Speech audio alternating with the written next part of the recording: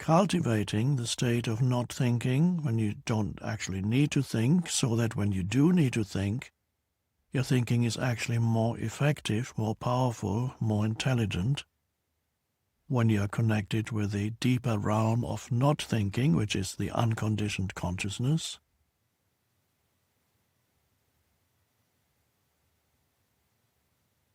So in daily life you cultivate as much as possible, just finding brief moments of no thought throughout your daily life. You could associate it with the breath. I call it, the briefest one is one conscious breath, as I call it, which is you breathe in, you breathe out, and while you breathe in and out, just one in-breath, one out-breath, and while you do that, you're just very much aware of the air flowing into the body, the air flowing out of the body. Conscious, one conscious breath means you're not thinking during that brief moment. And that's very significant. When you're not thinking without losing consciousness, in fact, being more alert than when you are thinking, that is finding a new dimension of consciousness within yourself.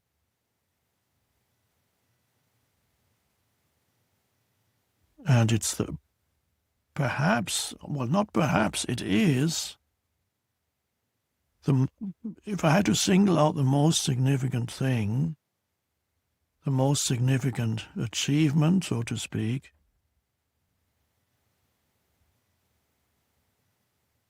for a human being in this lifetime, it would be the ability to step out of thinking. Or, to put it differently, the ability to rise above thinking.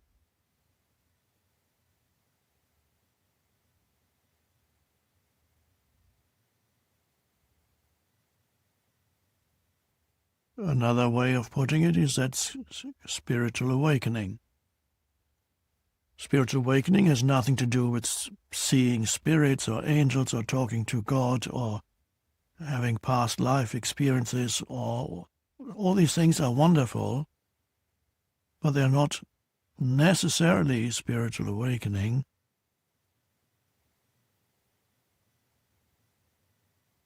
They could be associated with spiritual awakening, but they are not in themselves spiritual awakening. Spiritual awakening is the realization of a new dimension of consciousness in you that had already been there before, but spontaneously arising occasionally, but had been always overlooked by you. Yes, but you had experienced moments of joy, moments of heightened aliveness, moments of inner peace, but you probably had not associated those moments with not thinking. And yet, if you look more deeply into how these moments of heightened aliveness, joy, inner peace happened, and if you looked more closely, you would realize there was little or no thinking while you were experiencing those moments.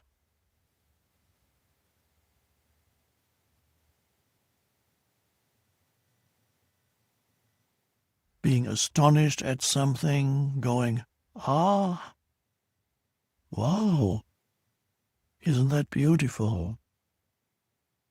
A few seconds of no thought.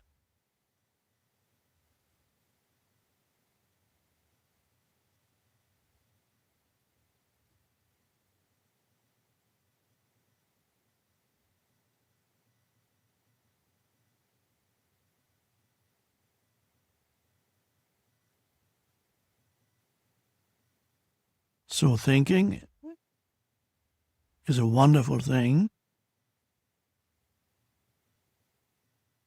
If you are not possessed by it, if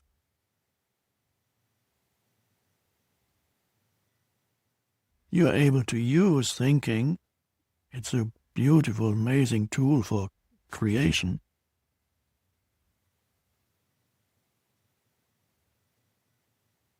But if thinking becomes the basis for your sense of identity, in other words, the narrative in your mind of who you are, the story of me, then thinking becomes a kind of prison.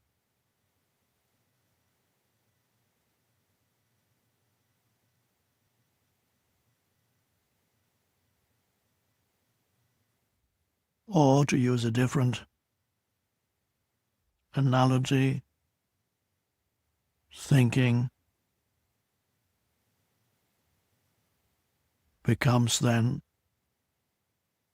almost like something that possesses you.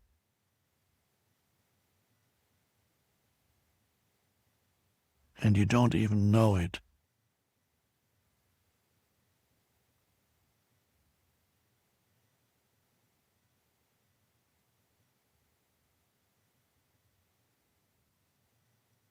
And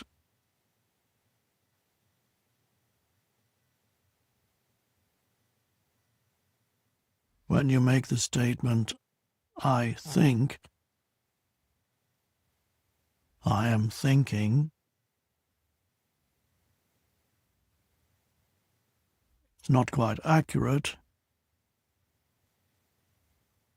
It would be more accurate to say, thinking is happening to me. If you can't stop it, that means it must be happening to you. If you don't even want to stop it, must be because you are almost addicted to it. You think you would die without it.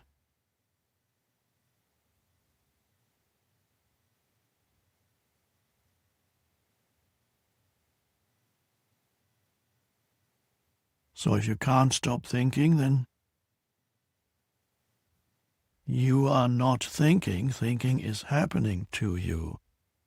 Or you could say you are being thought. You are not thinking.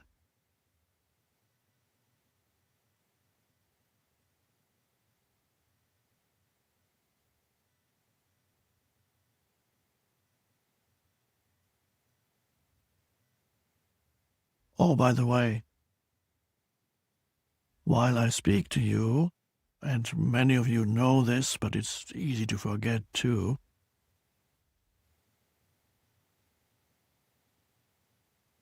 since this is a kind of meditation session, although not a conventional one,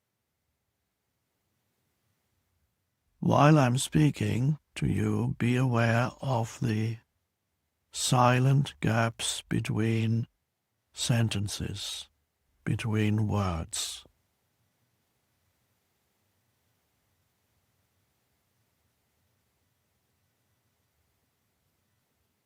Be aware, notice them, be aware of them.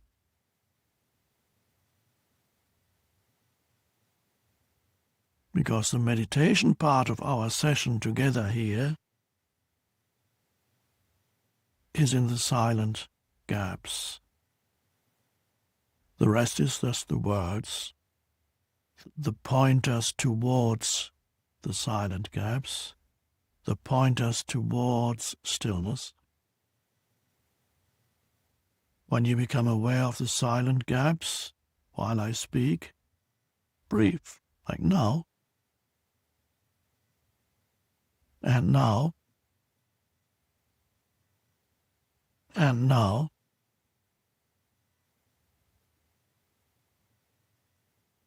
While you notice the silent gaps, acknowledge them, you may also notice that you are not thinking while you notice the gaps, and that's meditation.